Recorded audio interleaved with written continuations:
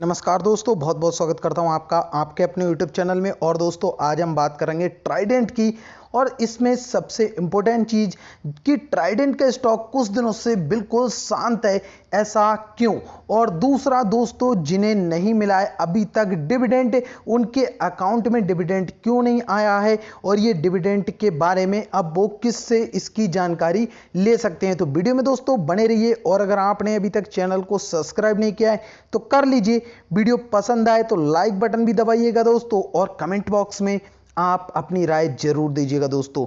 देखिए दोस्तों, सबसे पहली चीज ट्राइडेंट स्टॉक में हम डिविडेंड को लेकर के बात कर लेते हैं। तो देखिए, इसकी जो एक्स डेट थी वो थी 25 मई, और 25 मई की डेट कब की निकल चुकी है, क्योंकि ये जून चल रही है। और वहां पे अभी तक किसी में से बहुत से ऐसे लोग हैं जिनको डिविडेंड नहीं मिला है। तो अब उन्हें क्या करना चाहिए, जिन्होंने इस एक्स डेट से पहले इस स्टॉक को बाय कर रखा है। और कुछ लोग तो ऐसे हैं जो काफ़ी लॉन्ग टर्म से इस स्टॉक को बाय किए हुए हैं, फिर भी उनके बैंक अकाउंट में ये डिविडेंड नहीं आया है। बहुत से ऐसे कमेंट आए, जिन कमेंट्स को पढ़ने के बाद अब ये वीडियो बनाना जरूरी हो गया दोस्तों। और उसके बाद हम स्टॉक के ऊपर भी चलेंगे। तो जिनके लिए काम किया है डिविडेंड को लेकर के, पहले डिविडेंड की बात सुन लीजिए। तो सबसे पहली चीज, आपने दोस्तों अपने बैंक अकाउंट का स्टेटमेंट चेक करना है। अगर आपके बैंक के स्टेटमेंट में ये डिविडेंड कहीं भी दिखाई नहीं देता है तो आपको एक चीज और ये भी याद रखनी है, क्या आपने वास्तव में एक्स डेट से पहले इसको बाय किया और एक्स डेट तक इसको, एक्स डेट के बाद ही इसको सेल किया है, उससे पहले इसको सेल नहीं किया है रिकॉर्ड डेट तक। तो दोस्तों, अगर ये सब चीजें होने के बाद आपने ये चेक कर लिया कि सब कुछ सही है, आपने इसको सेल किया ही नहीं है, तो आपको अब क्या करना है। तो सबसे पहली चीज, आपको कुछ कॉल लगाने हैं। कॉल कहाँ लगाने हैं, आपको इनके डिपॉजिटरी का नंबर दे देता हूं, जो रजिस्ट्रार होते हैं, रजिस्ट्रार के पास पूरी इसकी जानकारी मिल जाएगी। तो उसका नंबर आप नोट कर लीजिए, 100। आगे आपको नंबर एक डायल करना है, वो है 23541234। ये नंबर आप नोट कर लीजिए। और दूसरा नंबर है 01142541234। ये दोनों नंबर आप नोट कर लीजिए, और आप इन नंबर्स पे कॉल लगा करके पूछ सकते हैं कि ट्राइडेंट का डिविडेंड हमारे अकाउंट में क्यों नहीं आया है, और हमने इस डेट से पहले इस स्टॉक को होल्ड किए हुए हैं, अभी तक भी सेल नहीं किया है, फिर भी हमारा डिविडेंड नहीं आया है। आपकी क्वेरी वहां पे सॉल्व हो जाएगी और आपको मिल जाएगा सही जवाब। दोस्तों, अगर वीडियो आपको यहां पे हेल्पफुल लगी हो तो कमेंट में जरूर बताइएगा, और लाइक बटन दबा दीजिए।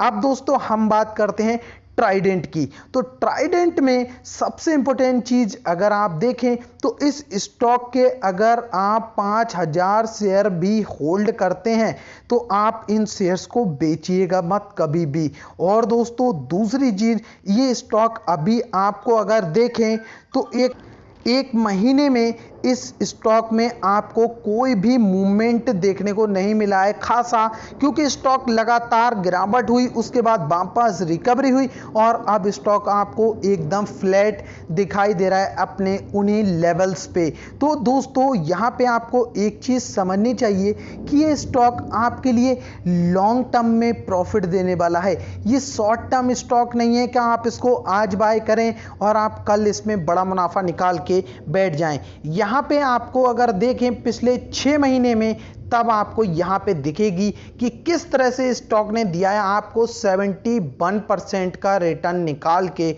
और वहीं अगर बात करें एक साल की, तो एक साल में यही रिटर्न बदल के हो जाते हैं 150% के। तो आप यहां से समझ सकते हैं किस तरह से ये मल्टी वगैरह स्टॉक आपके लिए रहने वाला है लॉन्ग टर्म में। और दोस्तों एक चीज, अगर आप इस स्टॉक को होल्ड करते हैं 2019 से पहले तो आपको एक चीज और समझनी चाहिए कि तब आपके लिए 2019 में जो डिविडेंड था देखने को मिला था 90 पैसे का, और तब इसकी फेस वैल्यू थी ₹10। मतलब कि बाद में आपको जो आज की डेट में 36 पैसे का डिविडेंड देखने को मिला है पर शेयर। तो कहने का मतलब अब ₹1 की फेस वैल्यू मतलब कि 10 शेयर पे आपको डिविडेंड मिला है ₹3.60 का, और पहले वही डिविडेंड था 90 पैसे का।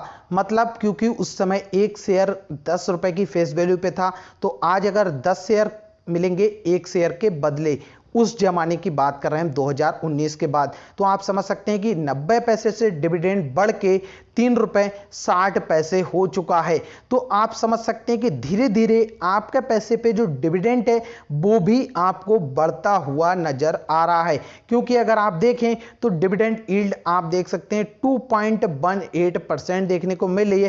पी की बात करें तो 27 का पी यहां पे देखने को मिला है। मार्केट कैप अभी बहुत छोटा है लेकिन इतना भी छोटा नहीं है, और यहां पे आपके लिए जो कंपनी है धीरे धीरे प्रोग्रेस करती हुई दिखाई दे रही है। ऑर्डर इनका जो आगे Q1 एक्सपेक्टेड किया जा रहा है जो काफी अच्छा रहने वाला है। तो अभी जो आपको स्टॉक में कोई भी ऐसी न्यूज आती हुई नहीं दिख रही है जहां से कोई बड़ी न्यूज आए और इस स्टॉक में आपको कोई बड़ी रैली दिखाई दे। तो इस समय इसी वजह से आपको स्टॉक में कोई खासा मूवमेंट देखने को नहीं मिला है। बीच बीच में हल्की फुल्की गिरावट और हल्की फुल्की तेजी, कुल मिलाकर के स्टॉक एकदम है फ्लैट। आप देखेंगे तो कोई भी ऐसा इसमें मूवमेंट देखने को नहीं मिला है, चार्ट है ब्लैक।